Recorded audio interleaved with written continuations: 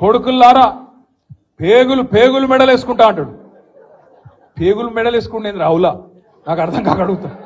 అరే నువ్వు ముఖ్యమంత్రివా లేకపోతే బోటి కొట్టేటోనువా? పేగులు మెడలేసుకునేది నాకు అర్థం కాదు. పేగులు మెడలేసుకొని తిరుగుతారు ఎవడన్నా ముఖ్యమంత్రి? ఇంత బేకారు మాటలు మాట్లాడతారా ముఖ్యమంత్రి స్థాయిలో? ఇంకా అంటుండు జేబుల కత్తెర పెట్టుకొని తిరుగుతున్నా నేను అంటాడు. జేబుల కత్తెర పెట్టుకొని ఎవడు తిరుగుతాడే? పక్కా జేబు దొంగలు తిరుగుతారు గసంటోడు. అయ్యా రేవంత్ రెడ్డి గారు, జేబుల కత్తెర జర పైలం అటు ఇటు అయితే డేంజర్ ఉంటుంది సుమా, చాలా డేంజర్. జాగ్రత్తగా పెట్టుకోండి.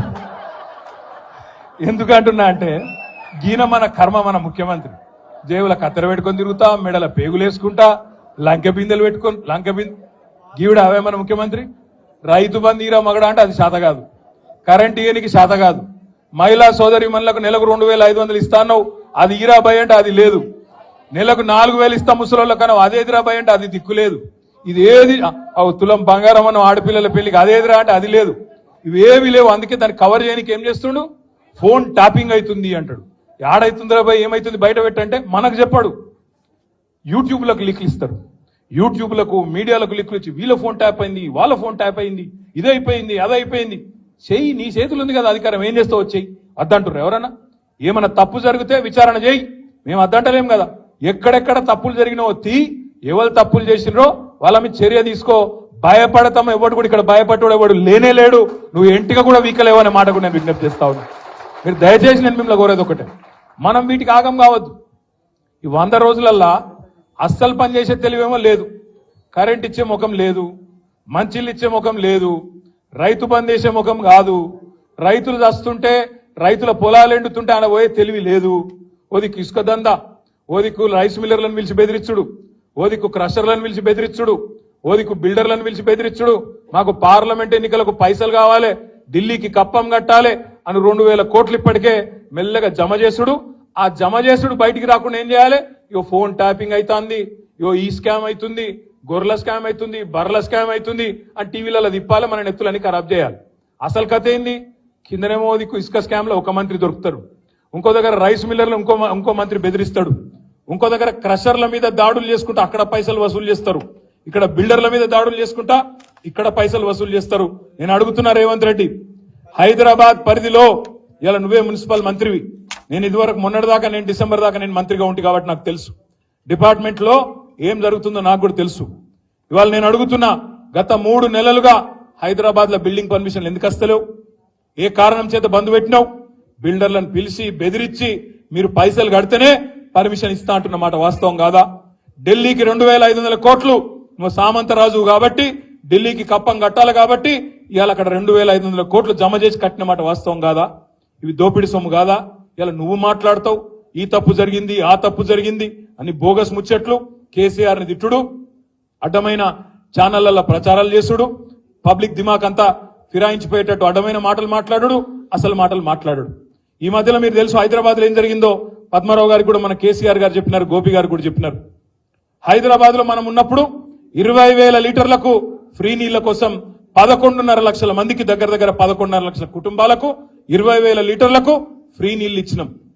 కానీ ఈ ప్రభుత్వం వచ్చినాక, కాంగ్రెస్ ప్రభుత్వం వచ్చినాక మొన్న దగ్గర 8 లక్షల కుటుంబాలకు కొత్తగా 1000 రూపాయల బిల్లులు పంపిస్తా ఉన్నారు బస్తీలలో. ఇయ్యాలి దాని మీద కొట్లాడవలసిన బాధ్యత మన మీదనే ఉన్నది అనే మాట నేను మీకు గుర్తు చేస్తా ఉన్నా, విజ్ఞప్తి చేస్తా ఉన్నా.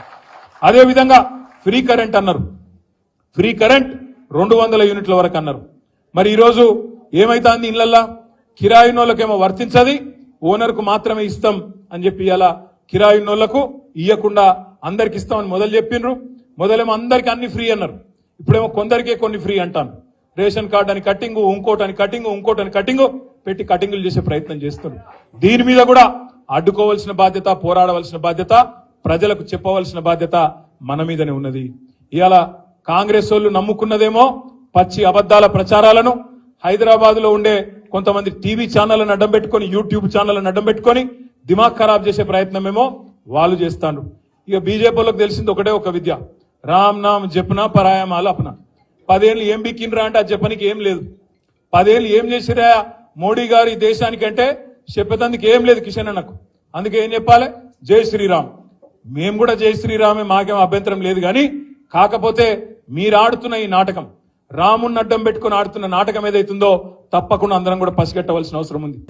ఈ రాష్ట్ర ప్రజలకు శాశ్వతంగా తాగునీటి సమస్యను దూరం చేశారు, విద్యుత్ సమస్యను పరిష్కారం చేశారు, వ్యవసాయాన్ని గత ప్రభుత్వాలు దండగ చేస్తే కేసీఆర్ పండగ చేసి చూపించారు. కానీ ఇదే కాంగ్రెస్ పార్టీ 100 రోజుల్లో అన్ని చేస్తామని ఓటర్లను నమ్మబలికి ఇప్పుడు నట్టేట ముంచింది కాంగ్రెస్ పార్టీ. 5 గ్యారంటీలు 13 హామీలని గారెడి చేసింది కాంగ్రెస్ పార్టీ. రైతు భరోసా నుంచి పంటల బోనస్ వరకు అంతా బోగస్. ఈ ముఖ్యమంత్రి గారికి పంటలు ఎండినా పట్టదు, నీళ్లు లేక రైతులు తల్లడిల్లుతుంటే ఈయన తాపకోసారి ఢిల్లీకి మాత్రం పోయేస్తున్నాడు. పంట పొలాలు చూస్తలేడు, రైతుల్ని ఓదారుస్తలేడు, రైతులకు ప్రాజెక్టుల ద్వారా గేట్లు తెచ్చి నీళ్లు ఇస్తలేడు. కానీ ప్రతిపక్ష నాయకుల ఇళ్ల చుట్టూ తిరుగుతున్నాడు, ఢిల్లీ చుట్టూ తిరుగుతున్నాడు. ప్రతిపక్ష నాయకుల మీద కేసుల్లో అక్రమ కేసులు పెట్టి ప్రతిపక్ష నాయకుల్ని వేధించడానికి మాత్రమే ఈయనకు సమయం దొరుకుతా ఉన్నది. పాత స్కీములకు పాతరేసిండు, కొత్త స్కీముల్లోనేమో కొత్త పెట్టిండు. పాత స్కీము రైతు బంధు పాతరేసిండు, కొత్త స్కీము సిలిండర్ గుడ్డి అన్నాడు, ఉచిత కరెంట్ అన్నాడు, సగం మందికి కూడా వస్తలేదు. ఇవాళ అన్ని కొత్త పెట్టిండు. రేవంత్ రెడ్డి గారిది బూతుల పాలననే కాదు, అది బూటకపు హామీల పాలన అని ఈరోజు రాష్ట్ర ప్రజలకు తెలిపోయింది. ఎన్నికలప్పుడేమో చాలా చెప్పింది, ఇప్పుడేమో చేతులు ఎత్తేసింది. పార్లమెంట్ ఎన్నికల్లో 100 రోజుల పాలన చూసి ఓటేయాలని రేవంత్ రెడ్డి గారు అంటున్నారు. అంటే ఏంటి మీ అబద్ధాల పాలన చూసి ఓటేయాలన్న రేవంత్ రెడ్డి గారు? ప్రతిపక్ష కార్యకర్తల మీద, ప్రతిపక్ష నాయకుల మీద వేధింపులు పెట్టి, కేసులు, అక్రమ కేసులు పెట్టి, జైళ్లలో పెట్టి ఇబ్బంది పెట్టినందుకు మీకు ఓటేయాలనా? ప్రతిపక్షమే లేకుండా ఎమ్మెల్యేలను పార్టీలోకి లాక్కుంటూ, ఎంపీలను పార్టీలోకి తీసుకుంటూ ప్రజాస్వామ్యాన్ని కూలీ చేస్తున్నందుకు రేవంత్ రెడ్డి గారు ఓటేయాలా? నేను అడుగుతా ఉన్నా రేవంత్ రెడ్డి గారు.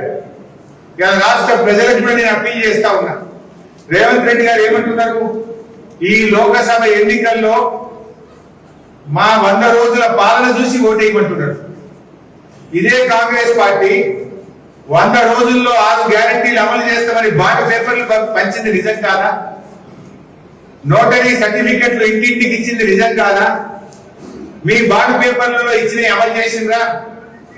నేను రాష్ట్ర ప్రజలకు విజ్ఞప్తి చేస్తా ఉన్నా. 2 లక్షల రూపాయల రుణమాఫీ జరిగిన పొందిన రైతులు కాంగ్రెస్ ఓటేయండి. 2 లక్షల రుణమాఫీ జరగని రైతులందరూ కారు గుర్తుకు ఓటేయాలని విజ్ఞప్తి చేస్తా ఉన్నారు. 15,000 రూపాయల రైతు బంధు ఇస్తామని కాంగ్రెస్ పార్టీ ఎన్నికల్లో హామీ ఇచ్చింది. ఇప్పుడైతే 10,000, మేమొస్తే 15,000 అన్నారు. 15,000 రూపాయల రైతు బంధు పొందిన రైతులు కాంగ్రెస్ ఓటేయండి. 15,000 రైతు బంధు రానటువంటి వాళ్ళు కారు గుర్తుకు ఓటేయండి అని కోరుతా ఉన్నారు. అవ్వ తాతలకు, అక్క చెల్లెళ్లకు 4,000 రూపాయల పెన్షన్ ఇస్తాం. అవ్వా నీకు డిసెంబర్లోనే 4,000 పెన్షన్ ఇస్తానని రేవంత్ రెడ్డి గారు పబ్లిక్ మీటింగ్లలో ఊదరగొట్టిండు, నమ్మబలికిండు, ప్రజలను నమ్మించిండు.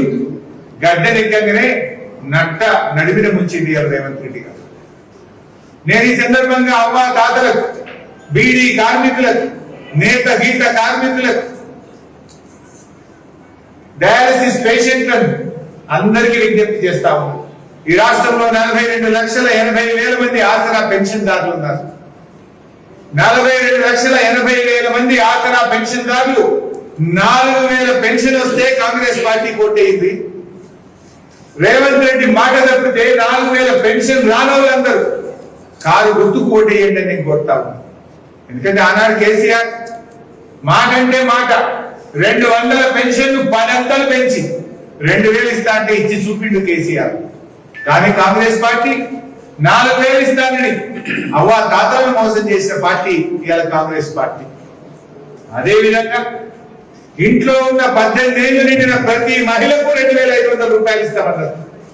6 గ్యారంటీల్లో మొట్టమొదటి హామీ మహిళలకు 2,500 రూపాయలు ఇస్తామని. 2,500 రూపాయలు వచ్చిన అక్కా చెల్లెలు కాంగ్రెస్ పార్టీ కోటేయండి. 2,500 రానటువంటి వాళ్ళందరూ కారు గుర్తుకు ఓటేయండి అని నేను విజ్ఞప్తి చేస్తాను. మొత్తంగా ఇలా కాంగ్రెస్ పార్టీ ఏం చేసింది? మహిళల్ని మోసం చేసింది, రైతుల్ని నట్టేట ముంచింది, పేదలను బతుకులను ఆగం చేసింది కాంగ్రెస్ పార్టీ. ఎవరికి మీరు మేలు చేసినారు? గద్దెనెక్కిన తర్వాత రైతుల్ని మర్చిపోతుంది, అవ్వాతాతలను మర్చిపోతుంది, అక్క చెల్లెలను మర్చిపోతుంది. ఇవాళ కాంగ్రెస్ వచ్చింది, ఈ రాష్ట్రంలో 4 నెలల లోపలనే 180 మంది రైతులు ఆత్మహత్య చేసుకున్నారు, 38 మంది ఆటో డ్రైవర్లు ఆత్మహత్య చేసుకున్నారు. కరువు విలయ తాండం చేస్తా ఉంది. కేసీఆర్ ఉండగా 5 ఏళ్లలో ఏ అక్క చెల్లె బిడ్డ పట్టుకుని రోడ్డు మీదకి రాలేదు. ఇవాళ కాంగ్రెస్ వచ్చింది, మంచినీళ్ళకు కూడా కరువు వచ్చింది. రైతులు పంట పొలాలను తగలబెట్టి నిప్పు పెట్టే పరిస్థితి వచ్చింది కాంగ్రెస్ హయాంలో. పశువులు గొర్రెలు మేకలకు విడిచిపెట్టే పరిస్థితి వచ్చింది కాంగ్రెస్ హయాంలో. మీ నీటి తీరు ఆ విధానం బాగలేక, విద్యుత్ సరఫరాలో అంతరాయం ఉండడం వల్ల, మీ యొక్క పరిపాలన వైఫల్యం వల్ల ఇవాళ దాదాపు 20 లక్షల ఎకరాల్లో రైతుల పంటలు ఎండిపోతా ఉన్నాయి. ఈ రోజు ముఖ్యమంత్రి గారికి చనిపోయిన రైతు కుటుంబాన్ని ఓదార్చడానికి సమయం దొరకలేదు, మంత్రులకు తీరిక లేదు. అది 38 మంది ఆటో కార్మికులు చనిపోతే ఒక్కరినన్నా పరామర్శించిందా? పంటలు ఎండిపోతుంటే ఒక్కసారన్నా పంట పొలాలకు పోయి చూసారా? మీరంతా ప్రతిపక్షాల ఇళ్లకు పోవుడు, ప్రతిపక్షాల మీద అక్రమ కేసులు పెట్టుడు, ప్రతిపక్షాలను కాంగ్రెస్ పార్టీలో చేర్చుకోవడం మీద ఉన్నది ప్రేమ, కానీ రైతుల మీద మీకు ప్రేమ లేదు. పిట్టల్లాగా ఆటో కార్మికులు రాలిపోతున్నా కనికరం లేదు కాంగ్రెస్ పార్టీ. అందరికీ మోసం. ఇక రైతుల మీద నట్టేయడం వచ్చింది కదా, ఇది కాంగ్రెస్ పార్టీ మేనిఫెస్టో. ఈ మేనిఫెస్టోలో చెప్పిన దాంట్లో ఒక్కటన్నా చేసిందా రైతులకు? మీరు చూడండి, ఏం రాసిండు? 100 రోజుల్లో అమలు చేస్తామని మీరు 6 గ్యారెంటీలు చాప్టర్ 2 100 రోజుల్లో అమలు చేస్తామన్న 6 గ్యారెంటీల్లో రైతులకు చెప్పిండ్రు 2 లక్షల రుణమాఫీ, 15,000 రైతు బంధు, కౌలు రైతులకు 15,000, వ్యవసాయ కూలీలకు 12,000, వరికి మక్కకు అన్ని పంటలకు 500 రూపాయల బోనస్. ఒక్కటన్నా అమలైందా? రైతులకు ఇచ్చే సహాయాన్ని పెంచుతారనుకున్నాం, కానీ మీరు ఈ రకంగా రైతుల్ని ముంచుతారని అయితే మేము అనుకోలేదు. రైతులకు సాయం పెంచుతారేమో అనుకున్నాం, కానీ ఇలా ముంచిండు. ఈ ముంచిన కాంగ్రెస్ పార్టీకి తప్పకుండా రేపు పార్లమెంట్ ఎన్నికల్లో రైతులందరూ కలిసి ఈ కాంగ్రెస్ పార్టీని ముంచేది కూడా ఖాయం. ఎందుకు ఓటేయాలి? ఏమంటాడు రేవంత్ రెడ్డి గారు? రేపు నేను రుణమాఫీ చేయకపోయినా, 500 బోనస్ ఎగబెట్టినా, 15,000 రైతు బంధు ఇవ్వకపోయినా, వ్యవసాయ కూలీలకు మొండి చేయి చూపినా మా కాంగ్రెస్ ఓటేసిండ్రు అక్కడ రేవంత్ రెడ్డి. రేపు ఇవన్నీ అమలు కావాలంటే ప్రశ్నించే గొంతుక కావాలి. ఆ ప్రశ్నించే గొంతుకనే బీఆర్ఎస్. అందుకే మీరందరూ కూడా ప్రజలు ఆలోచించండి, బీఆర్ఎస్ కు ఓటేయండి. మేము మీ పక్షాన పోరాడతాం. ఆనాడు 14 ఏళ్ళు పోరాటం తెలంగాణ తెచ్చినాం. ఇక్కడ కాంగ్రెస్ ఎంపీగా ఓడిపోయినా రాష్ట్రంలో కాంగ్రెస్ ప్రభుత్వం ఏం పడిపోదు, కానీ ప్రశ్నించే గొంతుక ఉంటే శాసనసభలో, పార్లమెంట్ లో, ప్రజాక్షేత్రంలో ప్రజల పక్షాన పోరాడతాం. మీ హక్కులు, వాళ్ళు ఇచ్చిన హామీలు అమలు చేసేదాకా కాంగ్రెస్ వెంటబడి ప్రజల పక్షాన నిలబడి పోరాడతాం. అందుకోసం ప్రజలు బీఆర్ఎస్ పార్టీని ఇలా ఈ ఎన్నికల్లో గెలిపించాలని చెప్పి కూడా నేను కోరుతా ఉన్నాను.